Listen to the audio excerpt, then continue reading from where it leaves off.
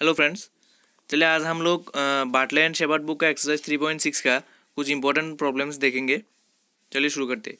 पहला क्वेश्चन क्या कहता है, show that if x n is unbounded sequence then there exist a properly divergent सब सीक्वेंस।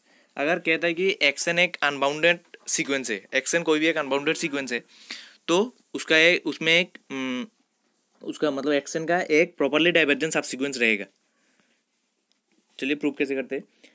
एक्शन इज अनबाउंडेड ये दिया हुआ है, so that if x n is unbounded कह दिया है, अनबाउंडेड सीक्वेंस मतलब एक्शन इज अनबाउंडेड ये दिया हुआ है। Let x n is not bounded above, x n is not bounded above. अगर ये अनबाउंडेड है मतलब एक्शन अपर एक्शन का अनबाउंडेड है मतलब क्या, इसका अपर बाउंड मतलब बाउंडेड अबव भी नहीं हो सकता है या फिर बाउंडेड बिलो भी नहीं हो सकता है। ठीक है, कोई भी एक नहीं होने से ही वो अनबाउंडेड है। तो पहले मैं मान लिया कि ये बाउंडेड अनबाउंडेड अबव है, मतलब ये इसका अपर बाउंड नहीं है। Then there exist n1 belongs to N such that xn1 is greater than 1। तो एक ऐसा n1 मुझे ऐसा मिलेगा कि xn1 इज ग्रेटर देन 1, 1 से बड़ा एक एलिमेंट, उस सीक्वेंस का एक एलिमेंट मुझे मिलेगा 1 से बड़ा, उसको हम मान लिया कि xn1। तो इस n1 से बड़ा एक n2 मुझे मिलेगा such that xn2 is greater then 2, मतलब 2 से बड़ा, क्योंकि इसका अपर बाउंड नहीं है तो 2 से बड़ा भी एक एलिमेंट मुझे ऐसा मिलेगा। उस एलिमेंट का नाम मैं ले लिया xn2 मान लीजिए। सिमिलरली इस तरीके से मैं 3 से बड़ा भी एक एलिमेंट मिलेगा किसका, क्योंकि इसका अपर बाउंड नहीं है तो 3 से बड़ा वाला एलिमेंट को मैं मान लिया xn3। इस तरीके से करते करते मैं मान लिया कि xnk से बड़ा एक एलिमेंट है जिसका नाम है xnk। ठीक है, तो इस तरीके से एक सबसीक्वेंस बन गया xn1 xn2 xnk। ठीक है, तो ये सबसीक्वेंस को नाम में दे दिया है xnk इज प्रॉपर्ली डाइवर्जेंट। ये प्रॉपर्ली डाइवर्जेंट है क्योंकि xnk is greater then k। ठीक है, इसका कोई बाउंडेड नहीं है, बाउंड नहीं है, ये प्रॉपर्ली डाइवर्जेंट है, सब सीक्वेंस है। ठीक है, similarly if x n is not bounded below, अगर एक्शन बाउंडेड बिलो नहीं हुआ देन माइनस एक्शन क्या होगा, बाउंडेड अबव नहीं होगा। अगर एक्शन एक बाउंडेड बिलो नहीं है तो माइनस एक्शन क्या होता है, वो बाउंडेड अबव नहीं होता है। दस एज अबव एक्शन के is also properly divergent, action के इज ऑल्सो प्रॉपर्ली डाइवर्जेंट। एक प्रॉपर्ली डाइवर्जेंट पिछले ऊपर के जैसा ही ये जैसे आया वैसे ही एक डाइवर्जेंट सीक्वेंस मुझे मिल जाएगा एक्शन के विच इज प्रॉपर्ली डाइवर्जेंट। ठीक है, सेकंड क्वेश्चन क्या कहता है, example of properly divergent sequences xn and yn such that examine the properly divergent sequences। A number क्या दिया हुआ है, xn by yn is convergent, xn by yn is properly divergent। मतलब सॉरी एक ऐसा एग्जांपल देने को कहता है कि एक्सन और वाईएन दो प्रॉपर्ली डाइवर्जेंट सीक्वेंस का एग्जांपल देने को कहता है। दो मतलब प्रॉपर्ली डाइवर्जेंट सीक्वेंस, एक सीक्वेंस एक्सन है और दूसरा सीक्वेंस वाईएन है, दो प्रॉपर्ली डाइवर्जेंट सीक्वेंस है जिनका डिवाइड करने से दोनों कन्वर्जेंट हो जाएगा। फिर दो ऐसा और दो ऐसा एग्जांपल देने को कहता है जिनका डिवाइड करने से प्रॉपर्ली डाइवर्जेंट हो जाएगा। ठीक है, पहला ए नंबर का क्वेश्चन, ए नंबर का देखिए, एक्सन में मान लिया रूट ओवर एन और वाईएन में मान लिया एन। ठीक है, तो x n and y n both are properly divergent. X n and y n क्या है, प्रॉपर्ली डाइवर्जेंट है दोनों, क्योंकि इसका कोई बाउंडेड नहीं है, अपर बाउंड नहीं है दोनों का। एक्सन का भी कोई अपर बाउंड नहीं है, वाईएन का भी कोई अपर बाउंड नहीं है। बट एक्सन बाई वाईएन क्या होगा, 1/√n which tends to 0 as n tends to infinity. n tends to infinity होने से ये 0 पे कन्वर्स करता है, इसलिए ये कन्वर्जेंट है। एक्सन बाई वाईएन कन्वर्जेंट है, लेकिन एक्सन वाईएन दोनों कन्वर्जेंट नहीं है। ठीक है, ये हो गया पहले वाला का एग्जाम्पल। और दूसरे का एग्जाम्पल क्या कहता है कि एक्स एंड वाई एन दो ऐसा प्रॉपर्ली डाइवर्जेंट सीक्वेंस लीजिए कि उसका डिवाइड करने से भी प्रॉपर्ली डाइवर्जेंट ही होगा। तो अभी मैं एक्स एन को मान लिया एन, वाई एन को मान लिया रूट ओवर एन, फिर दोनों प्रॉपर्ली डाइवर्जेंट है क्योंकि अनबाउंडेड है दोनों, अपर बाउंड नहीं है दोनों का। और x n by y n equal to n by root over n which is equal to root over n. X n by y n equal to root over n फिर से एक रूट ओवर एन फिर से properly divergent है क्योंकि अपर bound नहीं है। ठीक है, ये हो गया सेकंड क्वेश्चन।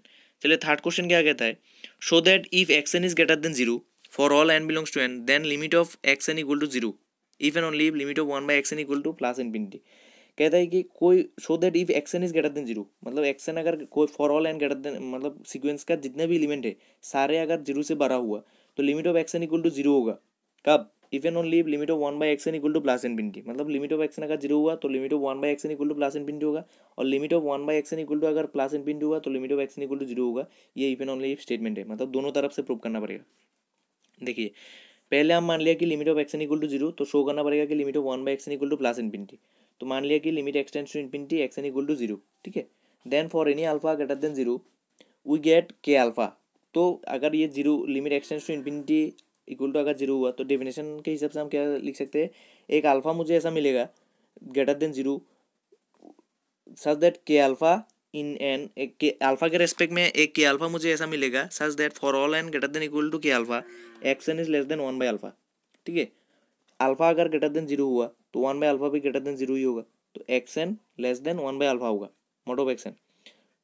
और एक्स एन पॉजिटिव है तो मॉड ऑफ एक्स एन और एक्स एन एक ही बात है, तो x N is less than 1/अल्फा विच इम्प्लाइज 1/एक्स N is greater than alpha. इससे हम क्या लिख सकते हैं, 1/एक्स N is greater than alpha, तो 1/एक्स एन अगर ग्रेटर देन अल्फा हुआ तो हम डेफिनेशन से क्या लिख सकते हैं, एन टेंड्स टू इन्फिनिटी 1/एक्स एन इक्वल टू इन्फिनिटी। ठीक है, और कॉन्वर्सली हम क्या बोल सकते हैं, मान लिया कि ये सही है, अभी शो करना है ये, मतलब लिमिट ऑफ 1/एक्स एन इक्वल टू अगर प्लस इन्फिनिटी हुआ तो limit of x N equal to zero ये शो करना है। इफ लिमिट ऑफ 1/एक्स N equal to plus infinity then for any epsilon, तो इसके डेफिनेशन के हिसाब से क्या बोलता है, हम बोलते थे कि epsilon for any epsilon greater than zero, for any alpha greater than zero, alpha की जगह पे अभी हम एप्सिलॉन ले लिया, एक ही बात है क्योंकि एप्सिलॉन भी रियल नंबर है और अल्फा भी रियल नंबर ही है। तो any epsilon greater than zero there exist K epsilon such that for all N greater than equal to K epsilon 1/एक्स एन इज ग्रेटर देन 1/एक्स एन इज ग्रेटर देन 1/एप्सिलॉन। ठीक है, तो 1/एक्स एन अगर 1/एप्सिलॉन से बड़ा है तो x N is less than epsilon, तो मतलब क्या हुआ, एक्स एन कहाँ पे कन्वर्स कर रहा है, जीरो पे कन्वर्स कर रहा है। ठीक है, तो ये if and only if statement prove हो गया। फोर्थ नंबर क्वेश्चन क्या कहता है, show the properly divergence of the following, मतलब ये जो गिवन जो सीक्वेंसेस है इनका प्रॉपर्ली डाइवर्जेंस शो करने को कहता है। ए नंबर और डी नंबर में करके दिया हूँ, बी और सी आप खुद से कर सकते हैं, खुद से ट्राई करने से, ये दोनों देख के खुद से ट्राई करने से आप इजीली कर सकते हैं। ठीक है, पहला क्या कहता है, root over n properly divergent है वो शो करना है। तो प्रॉपर्ली डाइवर्जेंट शो करने के लिए मतलब ये प्लस इन्फिनिटी पे जा रहा है या फिर माइनस इन्फिनिटी पे जा रहा है वो शो करना है। ठीक है, since root over n is greater than zero limit n tends to infinity 1/√n equal to zero, so by the previous problem, अभी का जो प्रॉब्लम था उसमें क्या कहता है कि कोई भी अगर सीक्वेंस जीरो पे जा रहा है तो उसका रेसिप्रोकल जो होगा वो सीक्वेंस इन्फिनिटी पे जाएगा। तो 1/√n अगर जीरो पे जा रहा है तो इसका रेसिप्रोकल क्या होगा, रूट ओवर एन, तो रूट ओवर एन कहाँ पे जाएगा, इन्फिनिटी पे जाएगा, ये प्रीवियस प्रॉब्लम के हिसाब से। ठीक है, अगर एक्स एन एक सीक्वेंस है वो जो जीरो पे जा रहा है तो इसका रेसिप्रोकल इन्फिनिटी पे जाएगा, या फिर कोई भी एक सीक्वेंस इन्फिनिटी पे जा रहा है तो इसका रेसिप्रोकल जीरो पे जाएगा। अभी देखिए इसमें क्या कहता है, ठीक है, n/√n+1 ये डाइवर्जेंट है शो करने के लिए, ये भी पिछले कुछ प्रॉब्लम्स की तरह सेम टू सेम है। Limit n tends to infinity इसका रेसिप्रोकल √n+1/n अगर जीरो पे जा रहा है, ये जीरो पे जा रहा है क्योंकि ये देखिए n से डिवाइड कर देने से, ठीक है, जीरो पे जाएगा, जीरो पे कन्वर्स कर रहा है, ये सीक्वेंस जीरो पे कन्वर्स कर रहा है तो इसका रेसिप्रोकल कहाँ पे कन्वर्स करेगा, इन्फिनिटी पे। ठीक है, ये सीक्वेंस अगर जीरो पे कन्वर्स कर रहा है तो इसका रेसिप्रोकल इन्फिनिटी पे कन्वर्स करेगा पिछले क्वेश्चन के हिसाब से। ठीक है, चलिए आज के लिए इतना ही, थैंक यू।